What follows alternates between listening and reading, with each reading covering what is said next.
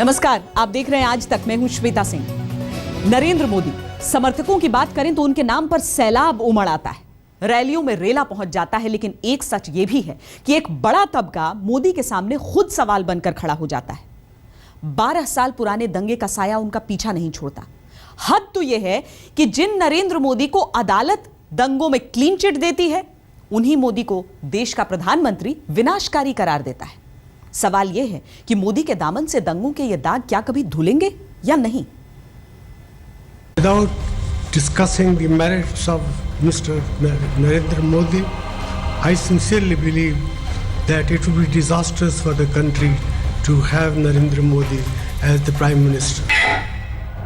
दूसरे लोगों को उपदेश देने से पहले डॉक्टर मनमोहन सिंह और श्रीमती सोनिया गांधी को अपने गिरेबान में झांकना चाहिए। मैं ये कहना चाहता हूं कि जो उन्होंने कहा कि जिस व्यक्ति के शासनकाल में दंगे हुए हैं उसको इस देश का प्रधानमंत्री नहीं होना चाहिए, तो जबकि 2002 में जो कुछ भी वहां पर हुआ दुर्भाग्यपूर्ण था, दुखद था, इसमें कहीं दो मत नहीं है।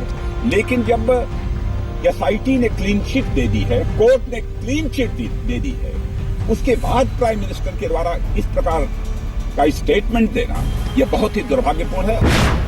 प्राइम मिनिस्टर के इस स्टेटमेंट को मैं कंडेम करता हूं, मैं इसकी निंदा करता हूं।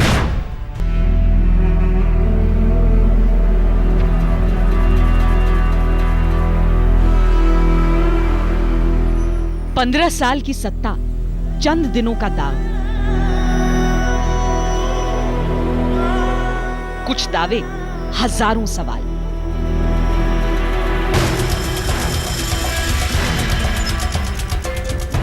डेढ़ दशक में गुजरात शीशे सा चमक उठा, पर दिल्ली का आईना महज एक अक्स से चनक गया।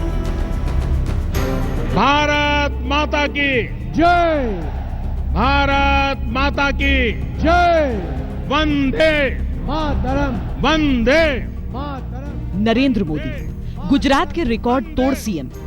उनके शब्दों की ताकत से तथ्य भी बेमानी हो जाते हैं। उनकी गर्जना से सत्ता के सूरमा पनाह मांगते हैं। मोदी का गुजरात अपने विकास पर इतराता है, लेकिन विनाश का शोर उस विकास को खंडित करता है। वोट फॉर इंडिया, शिक्षा में सुधार के लिए वोट फॉर इंडिया, युवाओं को रोजगार के लिए vote for India.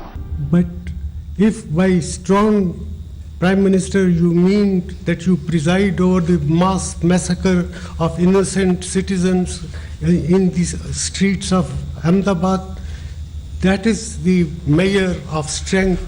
I do not believe that sort of strength this country needs, least of all in its Prime Minister. देश के जिस प्रधानमंत्री पर बेजुबान होने की तोहमत लगती रही, उसी जुबान से निकले तीर ने बहस छेड़ दी। देश की बागडोर अगर मोदी के हाथों में आई तो विनाश हो जाएगा।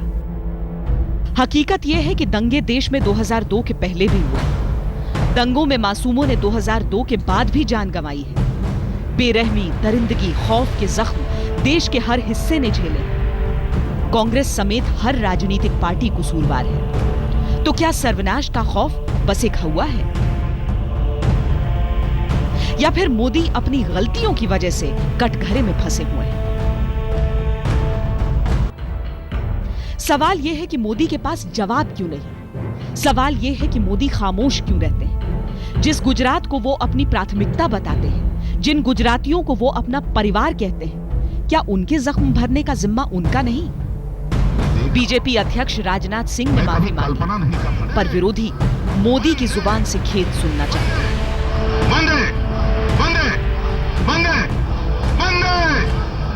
मैं ये कहना चाहता हूं कि जो उन्होंने कहा कि जिस व्यक्ति के शासनकाल में दंगे हुए हैं उसको इस देश का प्रधानमंत्री नहीं होना चाहिए, तो जबकि 2002 में जो कुछ भी वहां पर हुआ दुर्भाग्यपूर्ण था, दुखद था, इसमें कहीं दो मत नहीं है। लेकिन जब एसआईटी ने क्लीन चिट दे दी है, कोर्ट ने क्लीन चिट दे दी है, उसके बाद प्राइम मिनिस्टर के द्वारा इस प्रकार का स्टेटमेंट देना यह बहुत ही दुर्भाग्यपूर्ण है। और प्राइम मिनिस्टर के इस स्टेटमेंट को मैं कंडेम करता हूं, मैं इसकी निंदा करता हूं। जिक्र मोदी ने भी किया। अहमदाबाद की अदालत ने दंगों के एक मामले में मोदी को राहत दी तो अगले ही दिन उन्होंने अपने ब्लॉग में बताया कि वो कैसे तड़प उठे थे उस बर्बरता को देखकर। मुझ पर मेरे प्रिय गुजराती भाई बहनों की हत्या का आरोप भी लगाया गया। जिस घटना ने आपको तोड़ दिया हो, उसका इल्जाम आप पर लगा दिए जाने पर क्या गुजरती है, आप इसकी कल्पना कर सकते हैं। 2002 में हुए दंगे हमारे लिए दूसरा बड़ा झटका था।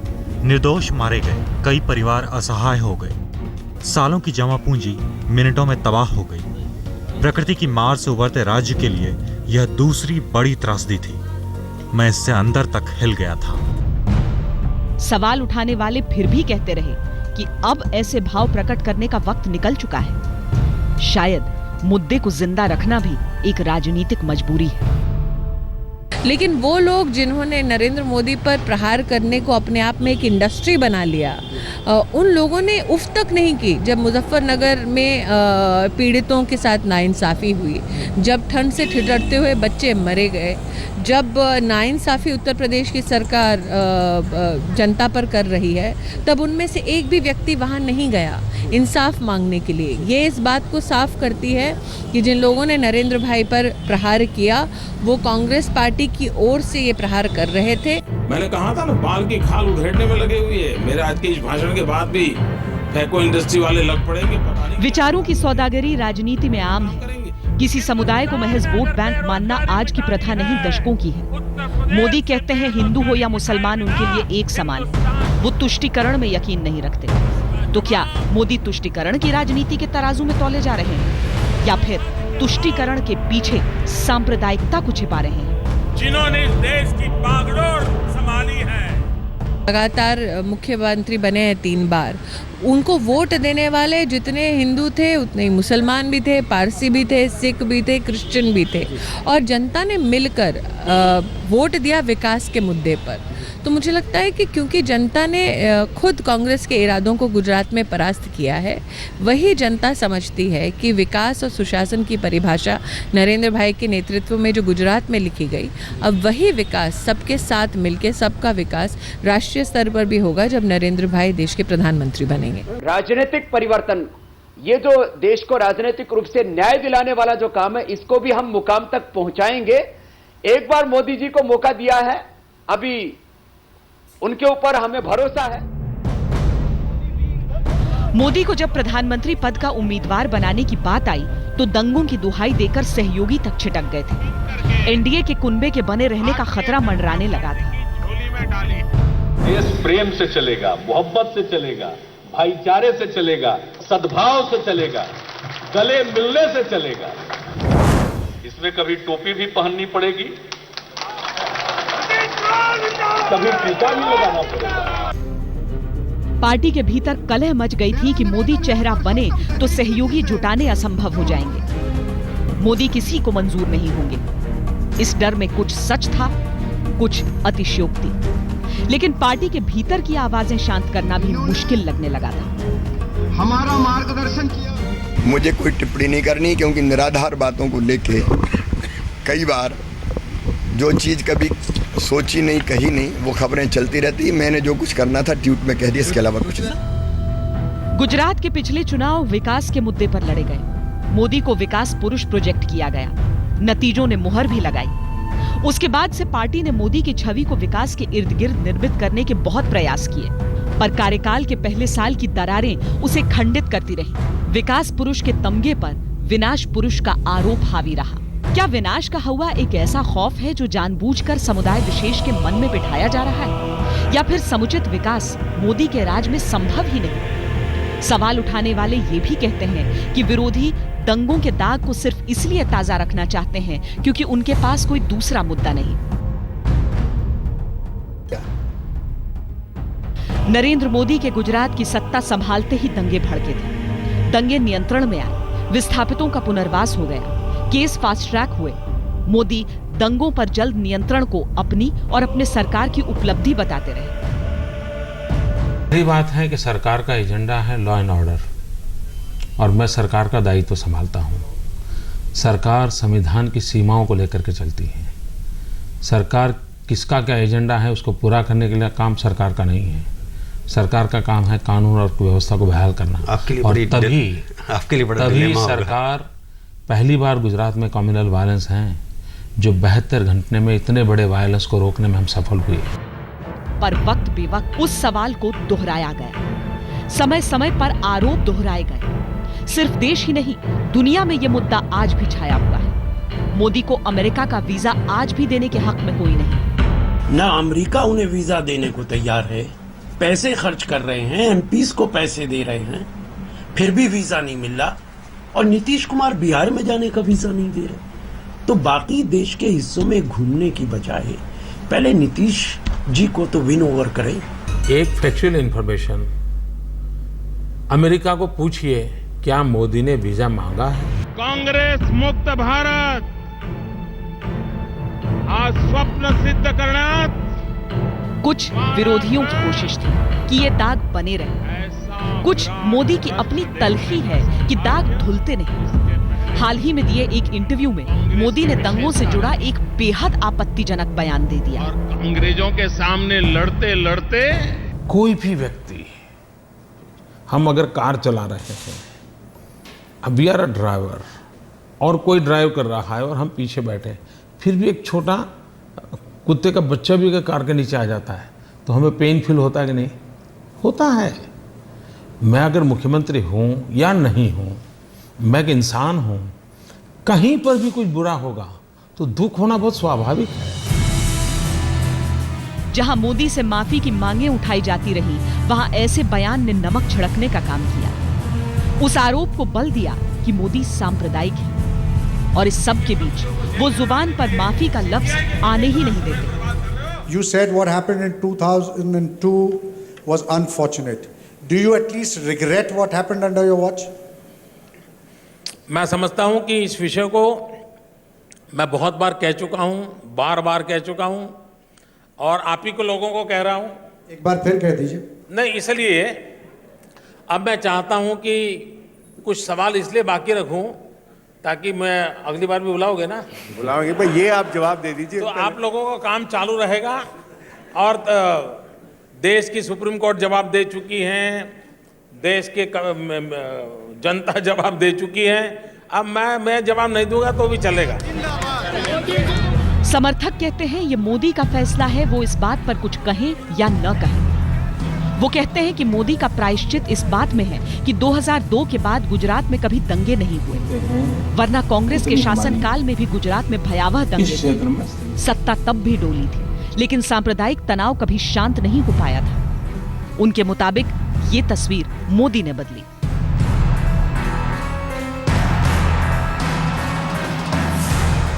गुजरात की जनता ने मोदी को स्वीकारा है, इसकी गवाही मतपेटियां देती हैं। लेकिन अब मोदी एक राज्य नहीं, देश को लुभाने निकले हैं। तो क्या देश की बागडोर थामने की कोशिश में सबको संतुष्ट करना उनकी जिम्मेदारी नहीं है? कहते हैं वक्त बड़े से बड़ा जख्म भर देता है, लेकिन यह सियासत है जहां जख्म कुरेदे जाते हैं, क्योंकि जख्म भरा तो खेल खत्म। सियासत में मुर्दे गाड़े नहीं जाते, जिंदा रखे जाते हैं। मोदी के खिलाफ भी गुस्से की आग 12 साल से जिंदा है। मोदी के समर्थक दूसरे राज्यों के दंगों की मिसाल सामने रखते हैं, फिर भी गुजरात दंगों की तपिश बुझती नहीं। 12 साल पहले की आग तो 12 साल पहले ही बुझ गई, लेकिन दिलों में जो आग लगी थी वो अभी भी धधक रही है।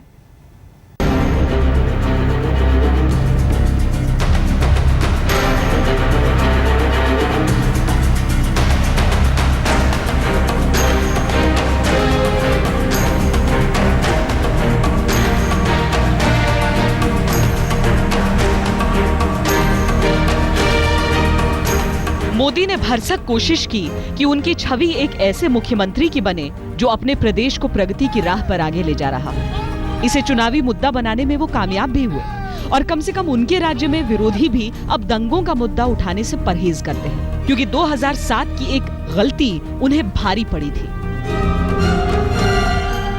इस बीच मोदी को मौलाना महमूद मदनी की शक्ल में एक पैरोकार मिल गया। मदनी ने स्पष्ट शब्दों में कहा कि गुजरात के मुसलमानों की स्थिति देश के बाकी हिस्सों में इस समुदाय के लोगों से बेहतर है। पर क्या आपके हिसाब से मुसलमानों का रुख बदल रहा है? क्योंकि हाल में गुजरात में म्यूनिसिपैलिटी के चुनाव हुए, ऐसे इलाकों में भी जहां पर मुस्लिम बहुल इलाके थे, यहाँ तक कि 90% मुस्लिम आबादी थी, वहां पर भी बीजेपी की विजय।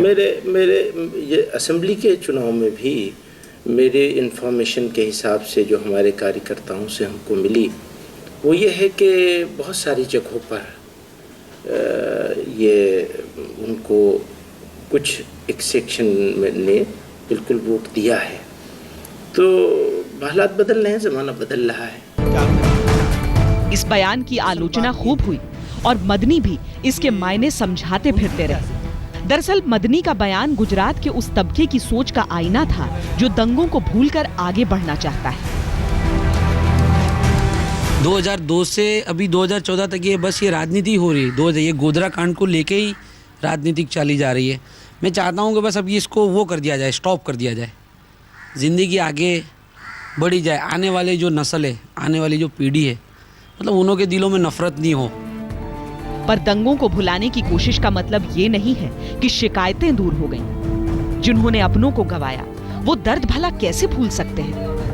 वो तो सवाल उठा रहे हैं कि मोदी जब अपने प्रदेश के लोगों की रक्षा नहीं कर सके तो देश की रक्षा कैसे करेंगे? गुलबर्ग सोसाइटी मेघाय नगर का इतनी सी सोसाइटी है 19 बंगलों की, वो जो आदमी पूरी इतनी सोसाइटी नहीं संभाल सकता है, वो पूरा देश कहाँ से संभालेगा?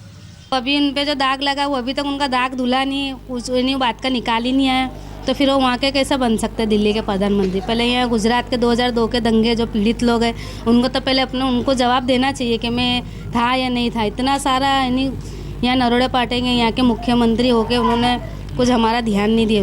उनके यहाँ के मुख्यमंत्री होने के उनकी राज में इतना सारा हो गया। गुजरात की राजनीति में आज भले ही दंगे एक बड़ा मुद्दा नहीं रह गए, लेकिन देश की राजनीति अलग है। वहां मोदी के चकाचक कुर्तों पर दाग साफ साफ दिखते हैं और जब नहीं दिखते तो उंगलियों के इशारे से उस ओर ध्यान खींचा जाता है। बचाव करते हुए बीजेपी कई दफा दूसरे राज्यों में हुए दंगों की ओर इशारा करती है। मुश्किल ये है कि दूसरों को गलत दिखाकर खुद को सही साबित नहीं किया जा सकता। मोदी जानते हैं कि अगर उन्हें प्रधानमंत्री बनना है तो सबको स्वीकार होना होगा। 2012 गुजरात विधानसभा चुनावों से पहले उन्होंने इसकी कोशिश की थी और अब आम चुनावों से पहले फिर कर रहे हैं।